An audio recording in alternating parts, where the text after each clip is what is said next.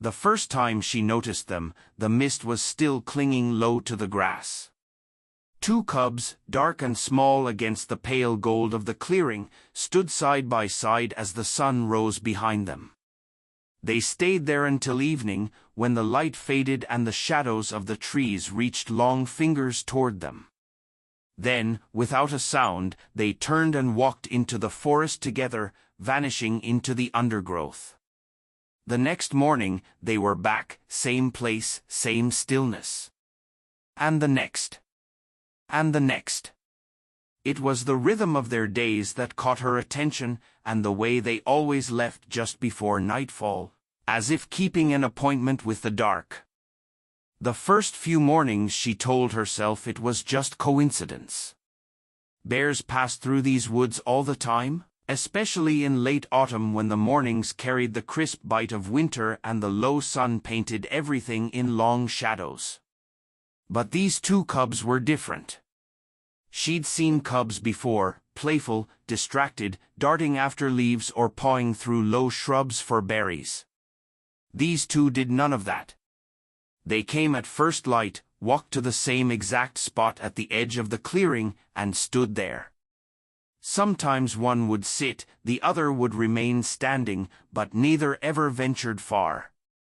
They stayed until the light began to shift toward evening, and then they would leave together without hesitation, always slipping into the forest along the same narrow trail. By the third morning, she began adjusting her own routine.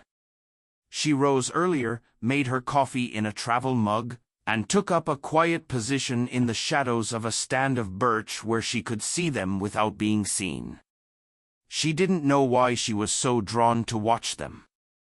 Maybe it was the way they seemed to be waiting for something, or the way they moved, not restless like young animals should be, but patient, deliberate.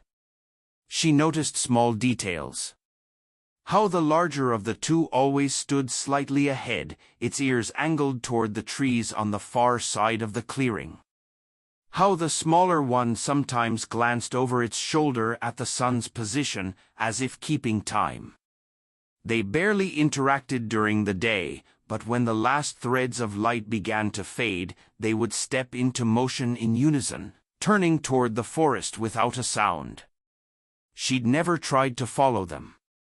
Bears, even cubs, weren't something you trailed without reason or skill, and besides, she knew better than to wander the woods at dusk without a clear path home. But after nearly a week of this silent ritual, her curiosity began to outweigh her caution. On the 8th morning, she made a decision. She would stay through the day, watch them leave, and then follow, at a distance. The dawn was colder that day. Frost coated the grass, crunching faintly under her boots as she crossed to her usual spot. The air smelled of damp leaves and distant wood smoke. The cubs arrived not long after, appearing from the thin mist like they'd stepped out of a dream. They walked the same route as always, stopping in their place at the clearing's edge. She settled in and watched. Hours passed. The sun rose higher, warming the frost into dew. A pair of crows landed in the far field, pecking at the ground, but the cubs didn't stir. At midday, she shifted her position slightly to stay in the shade, sipping from her thermos in slow, measured swallows. The cubs dozed briefly, their heads dipping, but never fully relaxed. As the light began to fade toward evening, a subtle change came over them. The larger cub lifted its head, sniffing the air. The smaller one rose to stand beside it. Their bodies angled toward the forest path. She felt her own muscles tense. When they moved, it was with that same quiet purpose. She waited until they were several yards ahead before slipping out from her hiding place. She kept her distance, her boots finding the softer patches of earth where her steps wouldn't crack twigs. The forest closed around her quickly.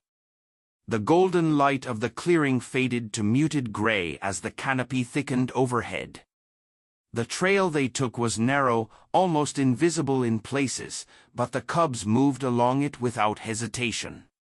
They led her deeper than she'd been in months. The air cooled further, carrying the faint scent of water. She thought she heard a brook somewhere ahead, its murmur blending with the rustle of leaves underfoot. Then the cubs stopped. She crouched behind a tree, peering ahead. They stood together at the base of a large, leaning pine. Beyond it, the forest floor dipped sharply, and through the shadows she could see a darker shape, a hollow in the earth, framed by roots and stone. The larger cub stepped forward first, disappearing into the hollow. The smaller one followed, pausing only to glance back toward the trees, and, for a heartbeat, directly at her. She froze, breath caught in her throat. There was no alarm in the cub's eyes, no sign of fear. It simply looked at her, then slipped inside. The forest fell silent. She stayed there, crouched in the dim light, unsure whether to approach or retreat. The air felt heavier now, the shadows deeper, as if she'd reached a threshold she wasn't meant to cross. She waited until the last streaks of daylight had drained from the sky before moving. The air had shifted, colder, heavier, and the faint sound of the brook she'd heard earlier was clearer now, threading through the stillness like a whisper. The hollow where the cubs had vanished was no more than 30 paces away, but each step toward it felt deliberate, like crossing into a space that wasn't entirely hers. Up close, the leaning pine looked even older. Its trunk was thick, bark scarred by decades of storms, and its roots clawed into the slope like fingers. Beneath them, the hollow opened into darkness, framed by damp earth and a curtain of tangled roots. A faint draft carried the scent of soil, moss, and something else, faintly metallic, almost like old iron. She crouched at the entrance, peering in. At first, her eyes registered only the dim shapes of stone and dirt. Then, as her vision adjusted, she saw them. The cubs were lying side by side against the far wall of the hollow, their bodies pressed close, heads low. But they weren't sleeping. They were watching something. Her gaze followed theirs, to the back of the hollow, where the shadows seemed deeper. There, partially hidden in the soil, was something wooden. She shifted for a better view, careful not to disturb the entrance. It was a box. Not a small one, wide enough that she doubted she could lift it alone, and built from old, weathered planks. The edges were softened by age, and the surface was damp with condensation. A single rusted latch kept it closed. She glanced back at the cubs. They hadn't moved, but their eyes tracked her now, unblinking. The larger one let out a low, quiet sound, not a growl, but something closer to a warning. Her hand hovered over the edge of the box. She didn't touch it. Not yet. The metallic scent was stronger here, mingled with the damp earth. A sudden snap of a branch from outside made her flinch. She pulled back from the box, instinctively shifting toward the entrance. The cubs' heads turned in perfect unison toward the sound. The larger one's ears angled sharply, and the smaller pressed closer to it. Another sound followed, the slow crunch of footsteps on the slope above. Her heart thudded.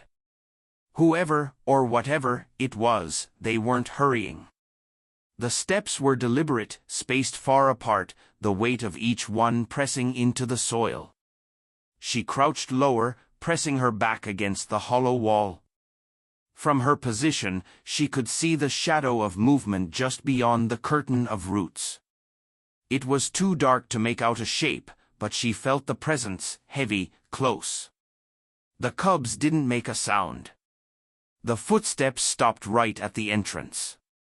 For a moment, the only sound was the faint gurgle of the brook. Then, a deep, slow exhale filled the hollow. It wasn't human. She held her breath, every muscle tensed. The roots shifted slightly, as if brushed aside, and the faintest beam of moonlight caught on a scarred muzzle just beyond the entrance. The cubs stood at once, moving toward the figure with a quiet certainty. The shadow stepped forward just enough to block the pale light, and she caught the outline of broad shoulders, the slow tilt of a massive head. The adult bear. It didn't enter the hollow fully, just lowered its head toward the cubs, releasing a low, resonant chuff. The cubs pressed against its legs, their small forms almost disappearing against the larger frame. She stayed where she was, heart pounding. The bear's head turned slightly in her direction, the glint of its eye catching the faint light. It didn't move toward her. It only held her gaze for a moment before shifting back to the cubs. Then, with a sound like a quiet rumble deep in its chest, it turned and stepped back into the night. The cubs followed without hesitation, slipping out of the hollow after it. She was left alone in the damp quiet, the shape of the box still etched in the shadows. She didn't sleep much that night. Every time she closed her eyes, she saw the hollow, the damp roots framing the entrance, the cubs pressed against the far wall, and the dark outline of the adult bear blocking the light. But it was the box that stayed with her most.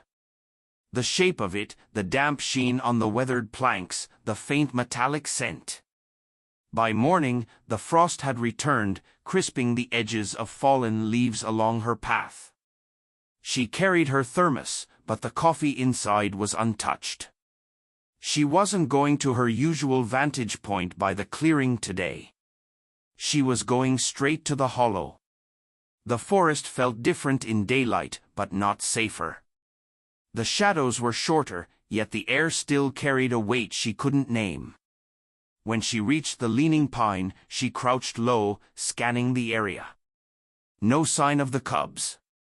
No sign of the adult bear. She slipped inside the hollow. Without their watchful eyes on her, the space felt larger, though the scent of damp soil and old wood was stronger. The box sat where she'd seen it, the rusted latch catching a faint glint of light. She knelt in front of it, brushing her gloved hand along the edge. The wood was soft in places, warped from years underground. She pressed lightly on the lid. It didn't budge, the latch was still holding. Her fingers hesitated over the metal. She told herself she was only going to look, just enough to ease the weight of not knowing. She hooked a finger under the latch and pulled. The metal resisted for a moment, then gave with a soft snap. The lid creaked as she eased it open. The smell hit her first, damp, old, and laced with that metallic tang. Inside, under a layer of stained canvas, was a jumble of objects. She peeled the canvas back. The first thing she saw was fabric, pieces of clothing, folded neatly but mottled with dirt and age. A wool sweater, a flannel shirt, something that looked like part of a blanket. Beneath them, wrapped in oilcloth, was something solid. She unrolled the cloth and found a small, carved figure of a bear, not rough like a child's toy, but finely made, its features worn smooth from handling. She ran her thumb over the curve of its back. The wood was warm despite the cold air. Beneath the carving were other things, a rusted tin box, too light to be full, a length of cord, stiff with age, a strip of leather worn to a shine. Everything seemed placed with care, as if someone had been adding to it over time. She was reaching for the tin box when a sound from outside froze her in place. A soft chuff. Her heart thudded. Slowly, she lowered the lid of the box, not latching it, but hiding its contents from view. She turned toward the entrance. The cubs were there. Both stood side by side in the curtain of roots, their eyes fixed on her. The larger one stepped forward first, its small paws leaving prints in the damp soil. The smaller followed, its head tilting slightly. They didn't growl or back away. They simply came closer, stopping just a few feet from her. The larger cub glanced at the box, then back at her, as if weighing her presence. A shadow passed over the hollow entrance. She didn't need to see the muzzle this time to know it was the adult bear. The cubs turned toward him, their bodies brushing against each other. Another soft chuff came from the entrance, lower this time, more like a summons. Without looking back at her, the cubs slipped out into the daylight. She stayed still for several seconds after they'd gone, her pulse loud in her ears. Then she reached for the latch and secured the box. She didn't know why, but it felt like something that shouldn't be left open. The rest of that day, she couldn't stop thinking about the way the cubs had looked at her in the hollow, not startled, not defensive, but as if they were silently judging whether she belonged there. It was the same measured stillness she'd seen in them during their dawn vigils at the clearing. That night, she sat at her kitchen table with the carved bear in front of her. She'd brought it back without thinking, slipping it into her jacket pocket before leaving the hollow. Now, under the warm lamplight, she could see details she hadn't noticed in the dim forest. The bear's head was slightly bowed, its front paw extended as if mid-step. Two smaller shapes, barely more than rounded forms, were tucked against its side, cubs. Her thumb traced the smoother patches where countless touches had worn down the grain. Whoever made it had known bears well, the gentle slope of the back, the weight in the haunches, the precise placement of the ears. She set it down, but the carved eyes seemed to follow her as she moved about the room. The next morning, she returned to the clearing before dawn, as she always had.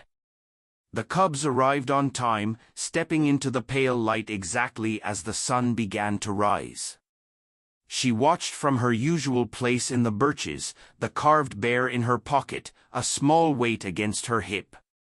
The day played out like every other. The cubs stayed until the shadows began to stretch long, then they moved together toward the forest trail. This time, she was ready. She followed them again, her boots quiet on the cold ground. When they reached the leaning pine, they didn't hesitate, slipping into the hollow without a backward glance. She approached slowly, crouching just outside the curtain of roots. The cubs were in the same positions as before, facing the box. One pawed lightly at the latch, not enough to open it, just enough to make the metal click softly.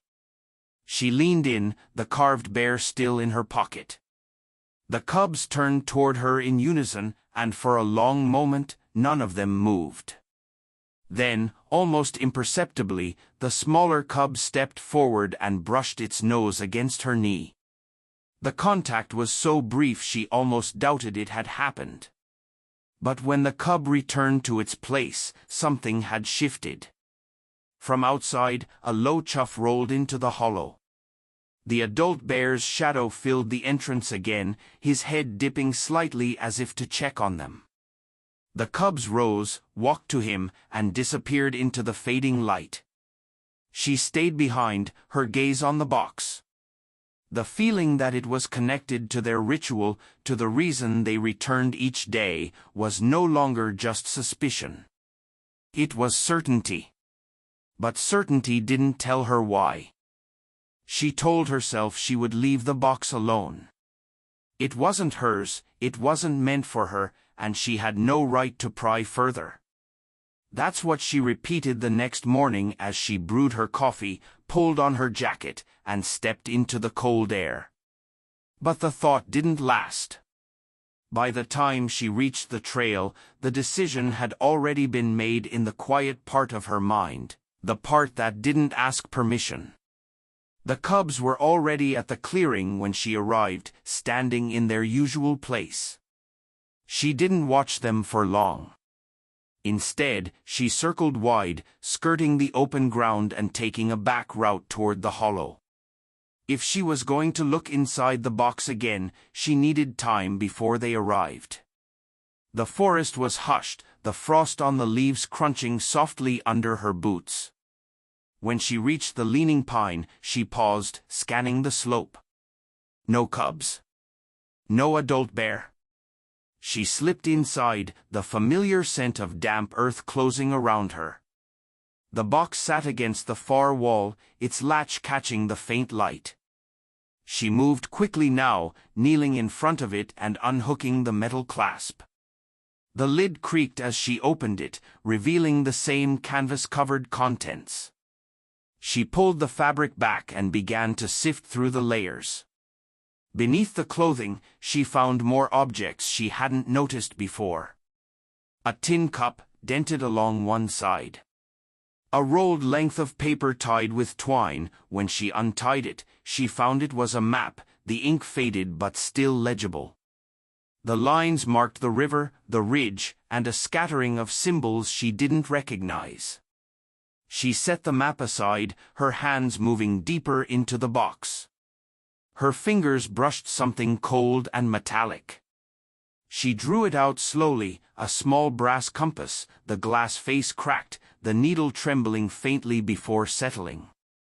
The metallic scent was stronger now, as if it clung to the brass. She turned the compass over in her palm, tracing the engraving on the back, initials, worn and shallow, J.R. Her pulse quickened. Someone had left this here. Someone who had known these woods well enough to leave a map and compass behind. She was reaching for the tin box at the bottom when the hollow darkened. Her head snapped up. The cubs stood in the entrance, their eyes fixed not on her this time, but on the map and compass in her hands. The larger cub stepped forward, its paws soundless on the packed earth. The smaller followed, its head lowering slightly. She froze, holding still. The larger cub stopped just short of her, close enough that she could see the tiny flecks of frost clinging to its fur. From outside came the slow, steady sound of heavy steps on the slope. The curtain of roots shifted, and the adult bear's shadow loomed. He didn't step inside. Instead, he gave a low, rumbling sound, not sharp, but firm.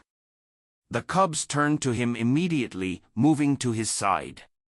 Before leaving, the larger cub looked back at her once more, its gaze falling briefly on the compass. Then it turned and disappeared into the fading light. The silence that followed was thick, almost heavy. She set the compass and map back into the box, lowered the lid, and latched it. This time, she didn't leave empty-handed. She slid the cracked compass into her pocket, the initials pressing cold against her leg. She couldn't stop touching the compass. Even as she walked home from the hollow that evening, her hand kept slipping into her pocket to feel its cold, worn surface, tracing the shallow grooves of the initials. J.R. Whoever they were, they'd left something behind that the cubs, and maybe the adult bear, seemed to be guarding. That night, she laid the compass on her table beside the carved bear. The two objects didn't look like they belonged together, one rough and warm with age, the other sharp-edged and metallic, but they shared the same weight, the same sense of having been carried through the years for a reason.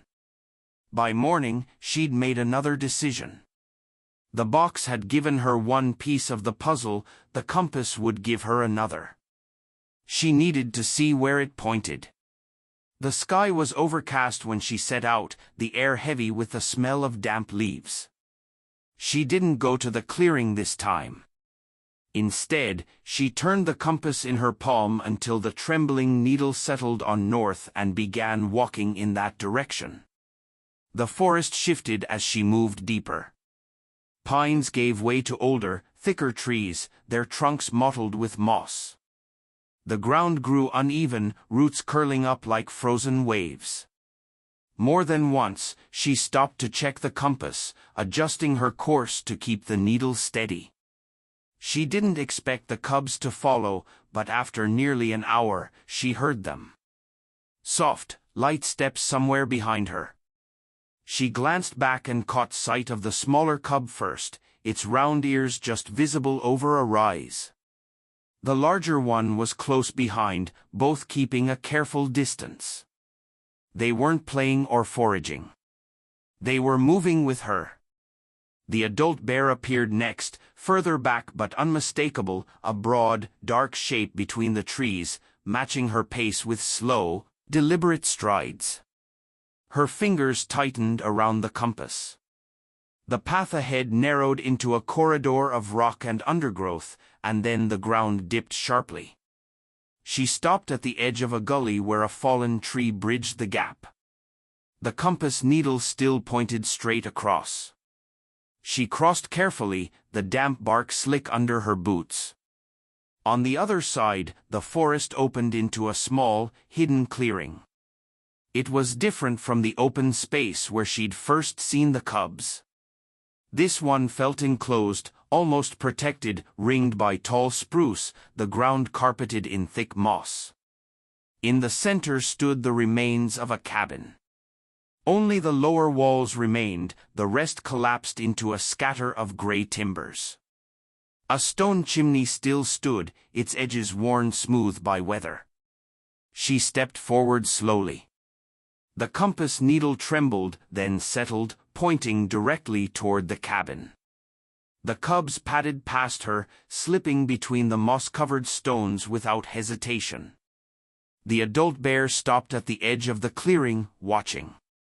Inside what remained of the cabin, she found signs of life long gone, a rusted pot half buried in moss, a broken chair leg, the skeletal frame of a bed against one wall.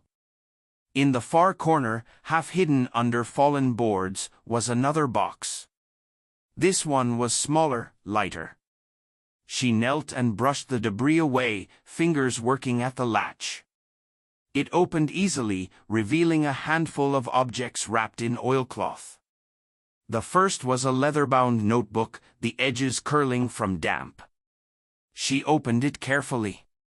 The ink was faded but legible, and on the first page, in neat script, were the same initials, J.R. She looked up sharply, scanning the clearing. The cubs were sitting near the chimney now, watching her with the same stillness they'd shown at the hollow. Behind them, the adult bear lifted his head, nostrils flaring toward the cold air. She had the feeling she'd just stepped into the part of the forest that still remembered J.R. and that the bears had been leading her here all along. She turned the notebook over in her hands, feeling the soft give of the damp leather. The pages were fragile, their edges feathered from years of moisture, but the binding was still strong enough to hold together. She sat on a fallen beam, the moss cool beneath her, and began turning the pages with care. The first entries were simple, dates, weather notes, and a few lines about the terrain. Whoever J.R. was, they had lived here long enough to know the forest's moods. April 12th, creek higher than usual. Tracks near the ridge. Mother and two cubs. She paused, glancing at the cubs sitting near the chimney. They were motionless, their dark eyes on her as if listening to the words. The next pages went on. May 3rd, rebuilt the fence by the east side. Left offerings at the hollow. They came again. Offerings. She turned another page. June 19th, the cubs wait longer now. Think they're learning. Mother doesn't mind me near. Her fingers tightened on the paper. These weren't the same cubs, couldn't be. Bears didn't live that long. But the pattern, it was the same ritual she'd been watching for weeks. Further in, the entries grew longer. Some described days spent mending gear, others spoke of gathering plants, marking trails, and keeping the hollow stocked. There were small sketches, paw prints, the curve of the leaning pine, the outline of the clearing she knew so well. One entry stopped her cold. August 7th, compass repaired. We'll leave it with the others. If they keep waiting, someone will find it. They will know what to do. She pulled the cracked compass from her pocket, turning it over until the initials caught the light. The last pages were different. The handwriting grew unsteady, the ink blotting in places. October 15th, snow soon. Hollow ready? If I do not come back, remember, they will keep waiting. She closed the notebook, the faint smell of damp earth clinging to her hands. For a long moment, she didn't move. The wind shifted through the trees, carrying the smell of spruce and wet soil. The cubs didn't approach, but they didn't leave either. Behind her, the adult bear shifted his weight, a low rumble vibrating in the quiet clearing. It wasn't a warning, more like acknowledgement. She placed the notebook back into the small box, tucking it under the beam where she'd found it. She didn't take it with her. Somehow, she knew it belonged here. But the connection between J.R. and the bears was no longer just an idea. It was something lived, something passed from season to season, from one set of cubs to the next. And she had just stepped into it. The forest seemed quieter on her walk back from the cabin. Not the kind of quiet that meant emptiness, more the heavy, settled silence of something watching without needing to move. She kept her pace slow, the cracked compass in her pocket and the weight of J.R.'s last words in her mind. By the time she reached the leaning pine, dusk was creeping in. The air had cooled, and a faint mist threaded through the undergrowth.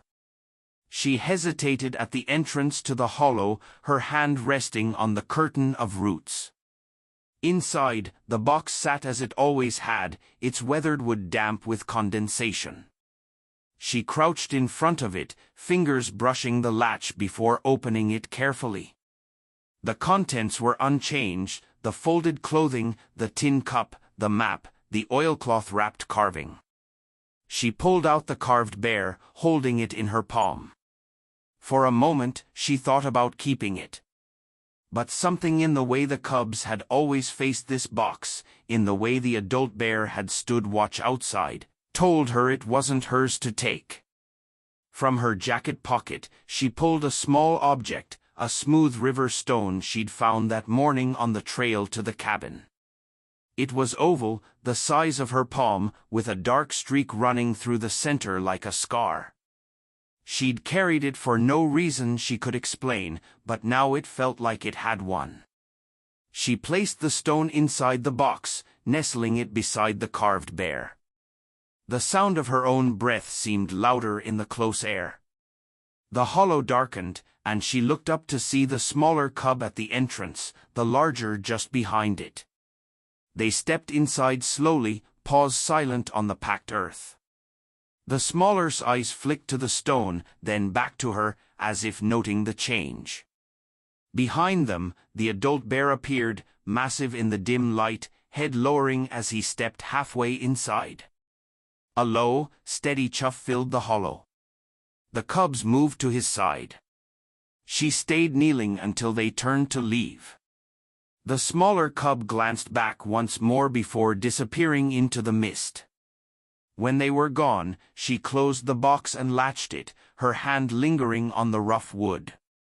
She didn't know what the stone meant to them, if it meant anything at all, but leaving it there felt right. Outside, the last light of day was bleeding into the fog. She stood under the leaning pine, the forest stretching away in every direction, and realized she had crossed some quiet threshold. She was no longer just watching their ritual. She was part of it. The morning broke pale and still, the fog lying low over the clearing like a blanket that hadn't yet been pulled away. She rose earlier than usual, restless from dreams that felt more like memories, the hollow, the cabin, the cubs moving through the mist as if on a path only they understood. She made her way to the clearing expecting to see them in their usual spot at the first touch of sunlight. But they weren't there. Her breath misted in the cold air as she scanned the tree line. Nothing. No dark shapes against the frost, no slow padding steps breaking the quiet. For a moment, she thought they simply wouldn't come today. Then, movement, a flicker in the fog to her left. The larger cub emerged first, not from the trail to the hollow, but from deeper in the forest.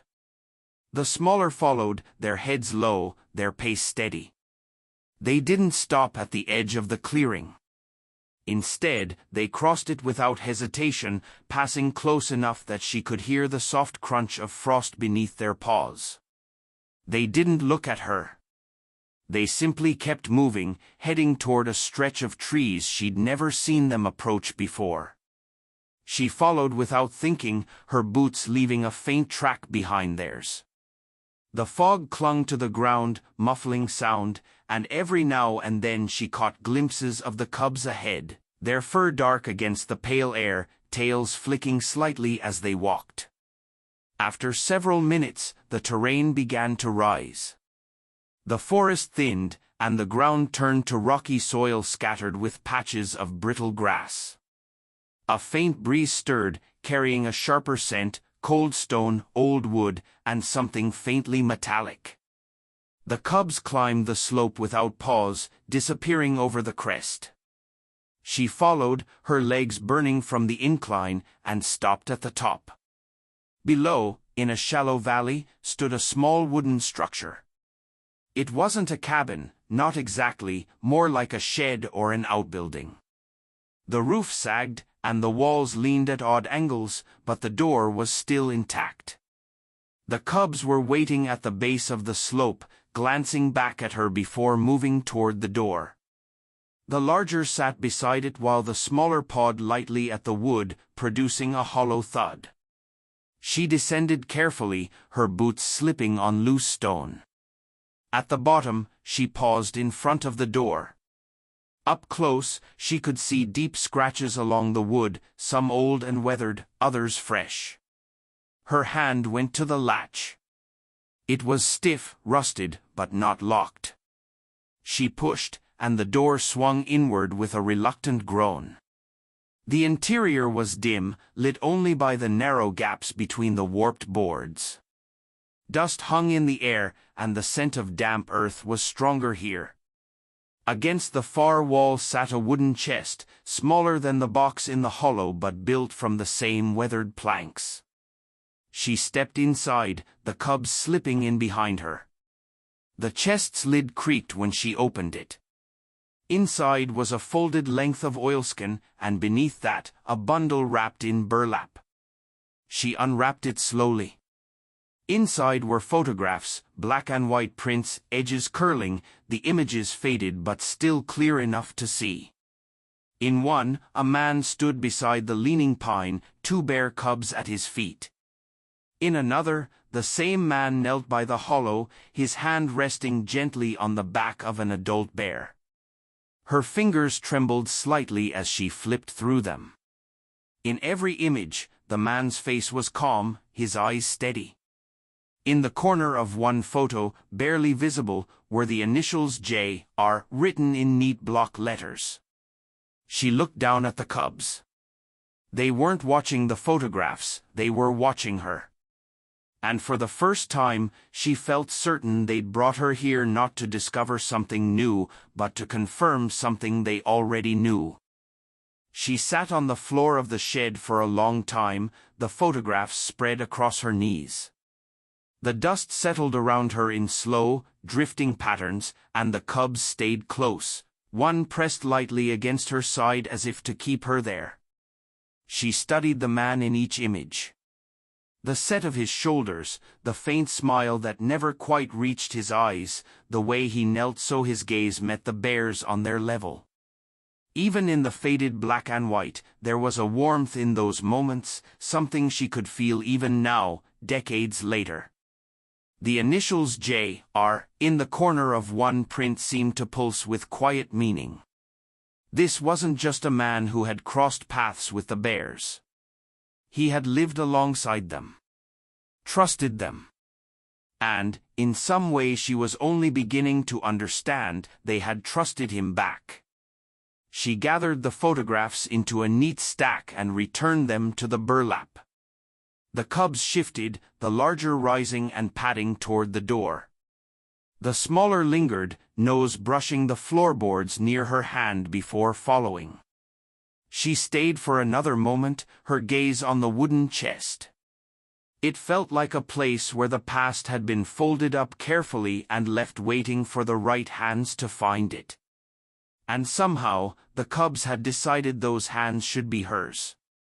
When she stepped outside, the light had shifted, not bright, but soft and golden, filtering through the lifting fog. The cubs led her back up the slope without hurry. At the crest, she turned for one last look at the shed, its shape already blurring into the gray-green of the valley. They took her not to the clearing, but to the hollow. The leaning pine loomed above them, its roots forming the same protective curtain she had passed through so many times. The adult bear was there, waiting. He didn't move when she approached. His eyes, deep and unreadable, met hers. For a moment, the weight of the years between J.R.'s time and hers seemed to close like a circle. She didn't need to know the whole story to feel its truth. The cubs slipped past her into the hollow. She followed, kneeling once more before the weathered box. She didn't open it this time. Instead, she took the smooth river stone she had placed there before and held it for a moment, feeling its coolness in her palm, before setting it back exactly as it had been. When she rose, the cubs were watching her. She realized then that their secret had never really been about what was hidden in the boxes or the photographs or even the notebook. It was about a bond, one that had survived years, seasons, and generations. She stepped outside with them, into the soft gold of the fading day. The adult bear turned toward the deeper forest, the cubs following in his wake. She watched until their shapes blurred into the shadows, and then they were gone. She didn't know when they would return, at dawn, at dusk, or perhaps not for many days. But she knew they would. And when they did, she would be there.